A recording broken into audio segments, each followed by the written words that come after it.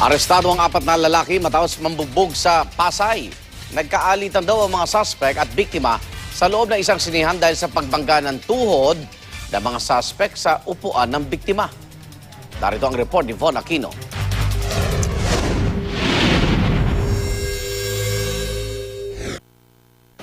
Kalaboso ang 4 na lalaking ito matapos umanong mambugbog sa labas ng isang mall sa Pasay City pasado alas 11 kagabi.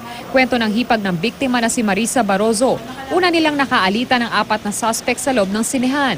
3 mano silang babae kasama ang biktimang si Rolando del Rosario. Nakiusap kami, sabi namin, baka naman pwedeng ilayo yung tuhod nyo sa seats namin kasi nga gumagalaw. So, sige, narinig naman namin yung isa kasi sinaway niya naman. Sabi, yung tuhod mo daw.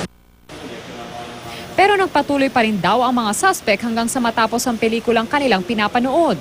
Palabas na umano sila ng mall pero nagkakaroon pa rin ng parinigan. Dito na raw naganap ang pambubugbog kay Del Rosario. Pagkita na lang namin, sila papunta doon, di ba? Pero hinabol nila kami. Hinabol nila yung bayaw ko. Since yung bayaw ko, siguro iniisip niya, 4 silang lalaki, 3 kaming babae.